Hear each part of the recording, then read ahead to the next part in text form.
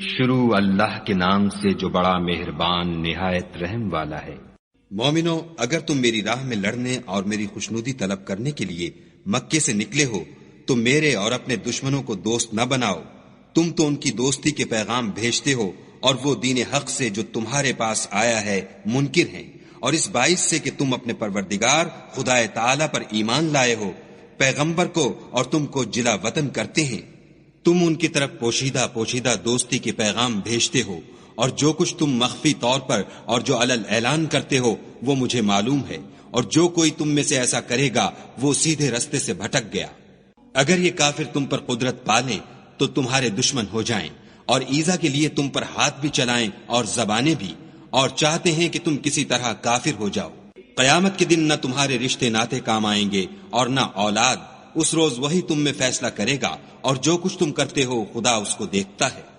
تمہیں ابراہیم اور ان کے رفقا کی نیک چال چلنی ضرور ہے، جب انہوں نے اپنی قوم کے لوگوں سے کہا کہ ہم تم سے اور ان بتوں سے جن کو تم خدا کے سوا پوجتے ہو بے تعلق ہیں، اور تمہارے معبودوں کے کبھی قائل نہیں ہو سکتے، اور جب تک تم خدا واحد پر ایمان نہ لاؤ ہم میں تم میں ہمیشہ کھلم کھلا عداوت اور دشمنی رہے گی۔ ہاں، ابراہیم نے اپنے باپ سے یہ ضرور کہا کہ میں آپ کے لیے مغفرت مانگوں گا، اور میں خدا کے سامنے آپ کے بارے میں کسی چیز کا کچھ اختیار نہیں رکھتا۔ اے ہمارے پروردگار، تجھی پر ہمارا بھروسہ ہے، اور تیری ہی طرف ہم رجوع کرتے ہیں، اور تیرے ہی حضور میں ہمیں لوٹ کر آنا ہے۔ اے ہمارے پروردگار، ہم کو کافروں کے ہاتھ سے عذاب نہ دلانا،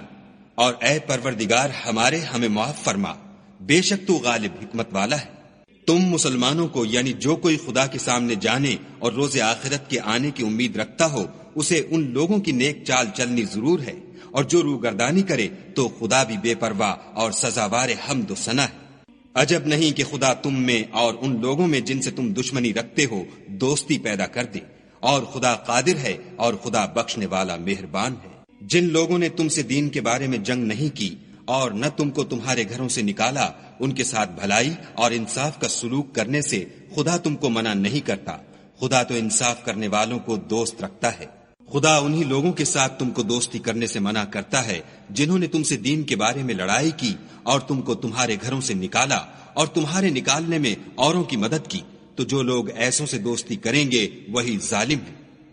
مومنو، جب تمہارے پاس مومن عورتیں وطن چھوڑ کر آئیں تو ان کی آزمائش کر لو، اور خدا تو ان کے ایمان کو خوب جانتا ہے۔ سو اگر تم کو معلوم ہو کہ مومن ہیں تو ان کو کفار کے پاس واپس نہ بھیجو کہ نہ یہ ان کو حلال ہیں اور نہ وہ ان کو جائز، اور جو کچھ انہوں نے ان پر خرچ کیا ہو وہ ان کو دے دو، اور تم پر کچھ گناہ نہیں کہ ان عورتوں کو مہر دے کر ان سے نکاح کر لو، اور کافر عورتوں کی ناموس کو قبضے میں نہ رکھو، یعنی کفار کو واپس دے دو، اور جو کچھ تم نے ان پر خرچ کیا ہو تم ان سے طلب کر لو، اور جو کچھ انہوں نے اپنی عورتوں پر خرچ کیا ہو وہ تم سے طلب کر لیں۔ یہ خدا کا حکم ہے جو تم میں فیصلہ کیے دیتا ہے، اور خدا جاننے والا حکمت والا ہے۔